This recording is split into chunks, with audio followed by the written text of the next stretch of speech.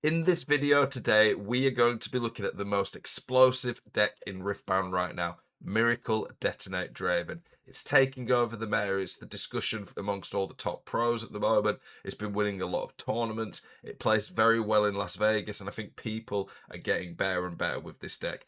I will break down the deck list, give it some analysis, and then show you the power of this deck in a TCG arena match. So yeah, let's get into it. The deck is obviously off to a great start with Draven's Legend ability. If you watched my tips video yesterday, we talked about how important draw power is.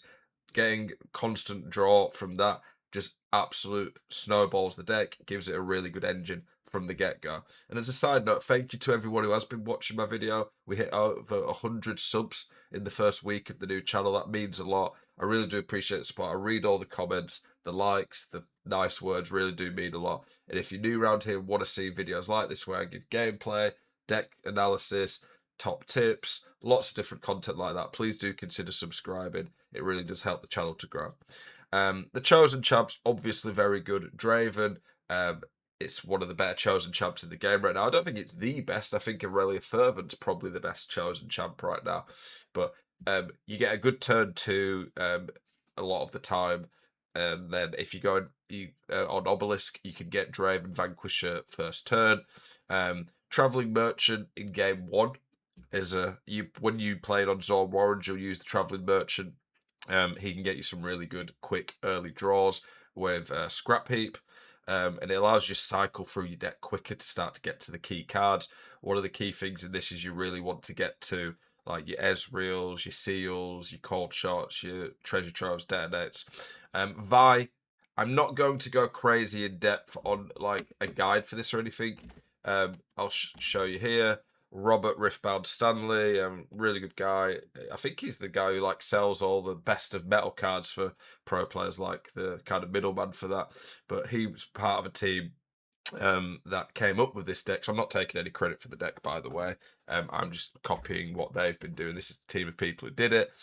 They put a guide on Metafy for free. You can quite easily go to his tweet and find it. The guide's very, very good. I read it yesterday. I really like the guide, and it's getting a lot of traction. So if you want more in depth and talk about matchups and things like that, go to their Metafy guide. Like I say, I'm never going to take credit for a deck that's not mine.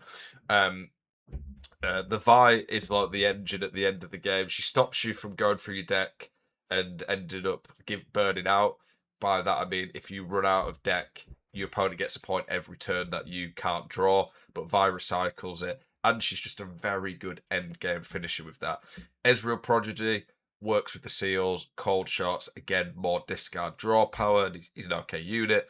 Battering Ram, I've had turns where turn 3 or 4, I've been playing 3 Battering Rams and 2 or 3 Russers. I'm not exaggerating, like 3 or 4 turns in, I'm getting like 30 odd might on the battlefield. If you get off to a flyer with this, there's not really anything anyone can do. The best thing people can do is maybe Imperial Decree Bellows, which obviously not many decks can do. And I won a game yesterday in TCG Arena where someone got rid of 5 units 2 different times with Bellows, Imperial, and I still managed to win. Rasa's just obviously crazy in Miracle decks because you can get Rasa for free effectively with your Seals, and when your trash gets big and your trash gets big quick. The Seals, they're very expensive. I actually sold my Seals a few weeks ago thinking I wouldn't want to try one of these Miracle decks, that they look good but maybe not as consistent. And then I've seen this Miracle Detonate deck and I've bought it. I've bought 3 Seals again. The deck's just crazy. It could get nerfed and some things might get banned. I think Cold Shot could quite easily get banned. Dave Guskin put a good tweet series last night. We might do a video on that tomorrow discussing that. But yeah, for now, it's probably the best deck in the game, in my opinion. Scrap Heap, obvious discard draw power.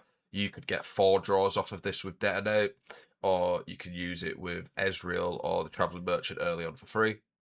Spinning Axe. It feels weird only having one version of Spinning Axe in here because it's such a good card, but there's not really much room in this deck for much else. I could argue maybe you could put a second Spinning Axe in over a Traveling Merchant and there's a few like maybe top swaps, but I understand why there's only one, and it is nice to have one in there as a potential swinger. Treasure Trove just works really, really well with what you call it, a Detonate, and you don't even lose any runes or deramp because of it. Or if you've only got seals and no Detonate, you can play it. It just scales you quicker. Last Rites is really important as well. Last Rites is really good because if you run out of units quick, or you play against a very aggro deck, or you play it against a control deck that just keeps killing units, you can get your Last Rites on board. You can get units back and stay in the game. I've won a few games because of that. Cold Shot is just insane. The amount of draw power you get. Detonate, this is the spice that they've come up with, where you kill a scrap heap or treasure trove and you gain 3 or 4 draw power off of it for not really a lot. Stack decks, obviously, again, amazing for cycling through your deck. Bushwhack's another bit of like the deck tech where you could have a battering ram or a few battering rams, a Rasa. I've had turns where I've done a cold shot, a stat deck, a bushwhack, a Rasa for free, and then my 5th card is a battering ram, and I've readied like a Vi, 2 battering rams, 2 Rasas in a go. Your opponent has no way of dealing with that. It's insane. Fight or Flight, very good, obviously, for moving people about the battlefields. Rebuke against big body decks is good, especially Aurora. You'd probably side 2 in against Auroras. The battlefields, for the most part, make sense. Obelisk is a good turn 2. Veiled Temple allows you to just ready your gears quicker, and it's one that not many other people will benefit from. Zorn Warrens, very good in a game where you want to just recycle stuff quicker. Fallen Star you can side in. Hard Bargain maybe against control decks. Pack of Wonders, I think, is against decks where you're worried that they might get rid of your seals. It's still a good way of getting around that. Brinair is pretty good against like the mid-range matchup, and Ferris Forerunner when you might need more bodies. So we're going to get into some TCG gameplay arena for this and show you a game that I played last night. Let's get into it. Okay, so this was actually game 2 in a best of 3 that I played against someone. It is pre-recorded, so I'm just going to commentate over it, of course. I won the game 1. It's a baited hook Fiora deck. Seemed pretty standard deck list from what I see. So we're just going to go through it. I'll skip through some parts so it's not too long and just talk about my thought process. So you can see the mulligan process. It seems weird, but you mulligan Rasa generally because Rasa you're not going to be able to get turn 1 regularly. You keep Ezreals if you see him because you want an Ezreal early on with a seal. Treasure Trove Detonate is 100% something you keep. And the nice thing about this is that I knew I'd be going second almost certainly. So I get free energy. I can play the Treasure Trove Detonate. And with that, I'm able to then just get off to a flyer. So see, I got the Fight or Flight. Fight or Flight, you don't tend to really want it early. And then on my draw for first go, I actually got a seal. However, quite often you want to play the seal and Ezreal and get it going early for like cold shots. But I wasn't too bothered about discarding anything in my deck. And then I do get to play a Draven turn 1. And my thought process is if I put the seal out now, I don't have a cold shot ready. And I wouldn't be able to use this turn, and it would deramp me a rune this turn when I don't necessarily need to do it. So my thought process there is get the Draven out. It just gives him a little bit more pressure to deal with. So opponent's turn. My opponent was a little bit slow, so we're just going to skip through some of his stuff.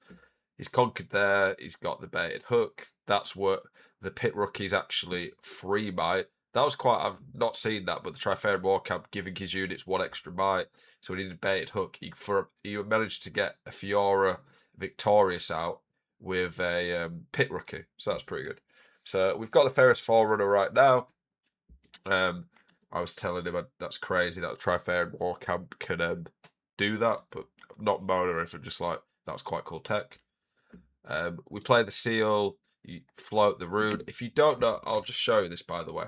If you don't know what floating runes is, this might be helpful. So I'm playing the seal. To play a seal, you have to obviously recycle a rune, but a seal costs 0 energy. So when I play that, I float a rune knowing that I will have to pay the energy eventually. And then I play Ezreal. I'm just explicitly showing my opponent what I'm doing. Use the seal, and then I recycle it. I'm playing Ezreal for free energy. And I don't have to pay Ezreal's power cost. Feels a bit weird getting rid of the Ferris Forerunner, but it allows me to I have to do the discard too. We're now at this point doing the detonate thing, so it's free energy, one recycle, but then I do get to channel a rune, so you don't deramp me with it, and it gives me free. And that's very nice. That draw power there is very nice. I've now got a cold shot that I can use next turn. I could use it this turn, but what my thought process is, I would have to use a rune because my seal's already been used. And then next turn, I potentially could pop off. I could get a cold shot. I could get something to detonate. And then by then, my trash starts to get bigger. Maybe I could get a Rasa, or I can get the battering ram out for like 1 or 2 energy. So we're going to skip my opponent's turn. Again, he takes a while. Conquers there. You don't mind in this deck falling behind. It's a bit scary. The meta in set 1 was very much that, yeah, he's putting his BF sword down. The meta in set 1 was very much battering ram. That's nice. We've got a lot of big units now. The meta, I'm going to just pause it a second. The meta in set 1 tended to be early, get points on, and you didn't want to fall behind on points. The meta has changed in this, that there are a lot more decks that can come back into games. I had a game yesterday, I think, where I was like 7 points to 0 down and 1. This deck is very good at coming back, but it is a scary position to be in. Okay, so we're doing our cold shot. Got Rasa or Fight or Flight. I've already got Fight or Flight. I just want to get more units out, so the Rasa's the obvious choice. I think here I've picked Scrap Heap because I've got my Detonate. I'm trying at this point of the game to avoid combats. So there, I put the Scrap Heap down for 2 energy. I detonate it. I get the draw for that. And when I detonate, I get draw 2. I kill it. I get 4 just for free energy and 1 recycle there. I got 4 draws. That's just insane. Like, if you look there, I've got 3, 4, 5, 6, 7, 8, 9, 10 cards out. I've got 3 cards in play. So I've gone through 13 cards and I've got 6 in my trash. So this is my 3rd turn of the game, I'm pretty sure. And we've already gone through 19 cards. We've gone through half the deck in 3 turns. That is just outrageous. My thought process now, I think you'd agree with it, was that I could go and get a point early. But I did make a bit of a mistake here. We'd get us, a stack deck. I conquer there to get an early point, put a bit of pressure on. My opponent's happy for it. I didn't remember that Fiora can gank when she's mighty. It's a very good unit, that Fiora. And because I've played 4 cards this turn, I can play a battering ram for 1. And then I can play the next one for 1. My thought is, may as well put it into my base whilst I've got it for 1. And I keep it there so it puts more pressure. You don't want to just pile every unit on one thing. Sometimes people might like punch first, riposte, and just wipe a battlefield out. Keeping your units in different places gives you multiple threats, basically. Recycled a rune to put the Fight or Flight in, and then I'm pretty sure we pass. Oh yeah, so what was it he did there? Yeah, he used the he played all his mana to use a harnessed dragon.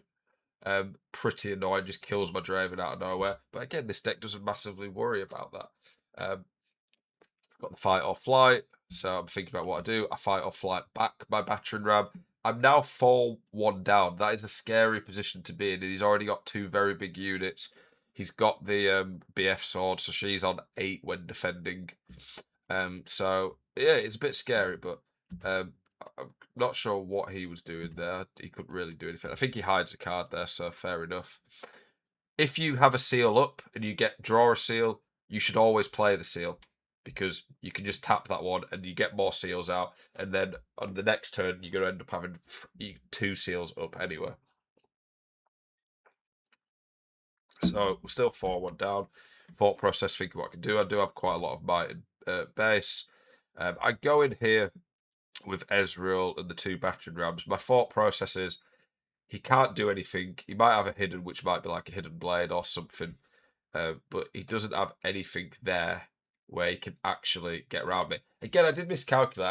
I don't play Fiora, and that I thought that Fiora is only worth 7. So I thought, oh, if it's a hidden blade, I get 2 draw, and then I'm going to be 8 versus 7. Then I realised afterwards, oh, the Fiora's 8. So 2, I'm going to have to trade. But the hidden blade, I do get 2 draw power off of it, which isn't exactly a bad thing. And this is a smart thing that I did here. It's still in a showdown. I could have let the showdown happen and just trade, but I've drawn a cold shot. My Ezreal's going to die anyway if I trade, and I want to, use the cold shot now. While I've got a seal, I've got the Ezreal for the repeat cost, and I may as well use it now. So we play the cold shot. I get another cold shot. We don't need more draw power at this point. We've got half our deck out. What's the point in getting a detonate now? And then here it was a tough choice. You don't really want to not use a seal, but I need more units. I'm about to lose 2 units. So my thought process is I need a battering ram there just to apply the pressure. I thought maybe I fight off light and maybe I get the point and keep my units alive. However, at the same time, he's low on mana. He can only at max next turn get 1 point. And if I get rid of this Fiora, he's not got many cards in hand. So it's a scary position to not have any units out. But I thought at this point of the game, if I can apply pressure, he's low on cards. He has to get to 8. It doesn't matter if he's 7-1 up. So trading these units when I've got all these cards in hand, I can instantly play a lot of them. That made more sense. At this point, I'm checking what cards I've actually played. So I've played a cold shot and a stat deck. Let's see what we did. We played the Rasa because my trash is open, so that's my 3rd card. We're going to recycle 2 runes. My seals aren't up. And then that's the 3rd and 4th. We play the battering ram. And at that point, I've now gone from having not a lot out to suddenly I have 4 units to get out in base, even though I've just lost 2. And my opponent's issue there is he only has 1 unit now and not a lot of cards. He can go next turn and ready it, but I've suddenly applied a lot of pressure to him.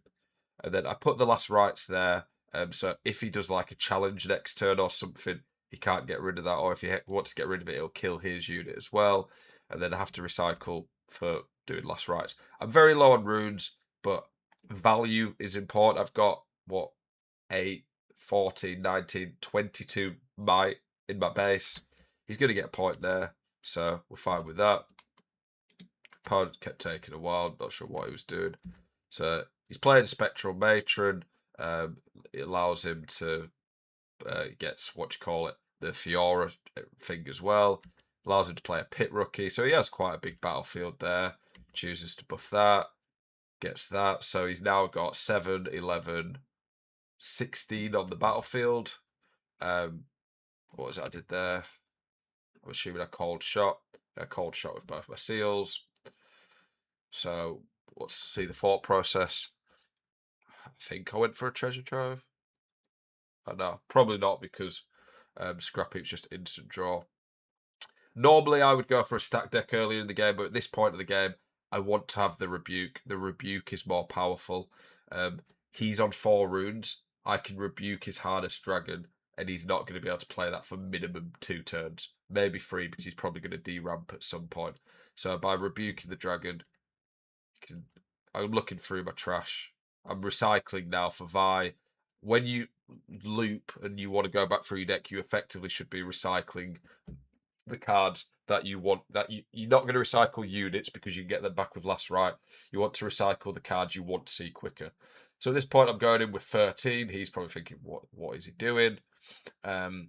So 13, and then I Rebuke. Yep, I've played the Rebuke there. You can see on the Harness Dragon. He's got nothing he can do. He doesn't have to, mana up to play a Riposte. And at that point, it's 5-1, which is a bad position for me, but it's now 13 into 9. I'm happy for that. He kills Vi. It's fine. I can get Vi back with last rights. And now, even though I'm 5-2 down, I've got 14 might. He has no units. Me being on low runes is much better for me than it is for him. He can't play that Harness Dragon for a minimum 2 turns. I was surprised I only got 2 points at this point of the game. I thought I'd maybe got more. We conquer there. I kind of was tempted to play Vi, but then I was like, if I do, then I'm in really low. And I don't think I had played enough cards to play a battering ram with the last holds thing. Last right, so I think at that point I just played a Scrap Heap just to get some draw. Did I pay my mana for that? No, I didn't pay my mana for that actually. That's a mistake. I didn't intentionally do that. Naughty Zell. But yeah, we just played that to get some extra draw. The Fiora, he's playing Fiora with he sacrificed one of his units with baited hook. Just looking through my deck, constant recycling, checking what I've got there. So it's back to me. So I didn't do anything with the banner anyway on my turn. I didn't do anything dodgy. We've hid a fight or flight. We've played an extra Rasa with my seal. We've put an extra fight or flight. It's very hard for him to now take the battlefield. And we've suddenly held and gone up to 5. So it's 5 all out of nowhere. So we're in a pretty good position now.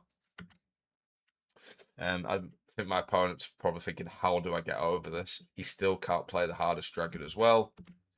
He goes in there. At this point now, I just fight or flight that. I do have to pay a deflect, which is pretty annoying. And I'm thinking, he's gone back and then he's what you call it that. But then he's like, oh, riposte. He went back and I was like, oh, what? He's come back. Riposte is pretty annoying. But it is what it is. He plays that. I could rebuke the Fiora, but I'd basically then get to 0. I'd have to pay 3 recycle. And at that point there, I'd basically have no runes. I'm like, Fiora, it's whatever. She's not taking that battlefield. I've got a last rights. I can bring back a unit when I hold. I've got Bushwhack. So he's going to really struggle into that. I'm happy to give him the point, knowing that next turn I can do quite a bit. Now, this was a huge blowout moment. This is where the spinning axe comes in. Fiora's on 10. I spinning axed. This was greedy of him, to be honest. He should know he's playing a Draven, and the spinning axe could get me over the 11 threshold. We go there, 11 to 10. I do think if he hadn't done that, and I hadn't killed the Fiora, that he would have had a chance. But I still think I had Bushwhack, last rights, I could have brought Vi back, and with Bushwhack, he wouldn't have been able to do anything against Vi. So that was a bit of a blowout. That gets me to 6. And at this point of the game, I'm thinking, could I play something? I think I have to do the last rights before Bushwhack. That is the issue. So at this point, I play Bushwhack, and then I play my Ezreal. My Ezreal there just gets a point. There's nothing he can do to stop me. And at this point, he's got 4 runes, a pit rookie. How is he getting over? He can kill the Ezreal, but I'm on 7. He has to conquer both battlefields and get me off of them, stop me holding. He's not getting over a 17-map battlefield with a fight or flight. He just doesn't have the value on the board. Ultimately, this deck is very good at grinding people down. Yep, you can take that battlefield. That's fine. Don't know what he was doing. I was asked him in the chat. I was putting question marks like, "What are you doing?" Like, and then he said, "Oh, I didn't realise that." He said he thought I was on 6. He was like, "My bad." I think he thought that if he held or something, that he might get back into the game. But there you go. We ended up winning the game. I think my opponent did make a few misplays. I probably made a couple of decisions in there that could have been better. I think this deck is very tough to play very optimally. I think it's obviously a crazy deck, and it's got some amazing stuff you can do with it. And I hope this video here showed you some of the power of the deck. Like I said, I would go check out Robert Stanley and his team's guide on Metafy. They break down. It's not like a super in-depth guide in the sense of like takes you hours to go through, but it does explain the deck well. It's got a good video on how to recycle properly and loop with Vi to just constantly get the cards you want. It's a bit complicated for me to just sit and explain for a minute or two, but they do a really good job of it. And then they do really good job of explaining matchups and how you should sideboard and play into those matchups. And there is quite a few different ways they play the matchup. So it's free. Go check it out on Metafy. For now, I wouldn't even consider myself good enough at the game to be doing like Metafy guide, never mind charging for them. But I think I'm decent at the game, so I can do like guides on YouTube and help you guys out. As a side note, I've seen people talking about should guides be costing money, and people saying some of the guides that's really expensive. I've only bought one guide that cost money so far since I started playing Riftbound. It was a Challenger TCG Draven guide. One of the best guides I've ever seen in any coaching platform. My background's professional FIFA coach. The Challenger TCG one's like $30. You can clearly tell they put a lot of time into the guide itself, never mind the testing.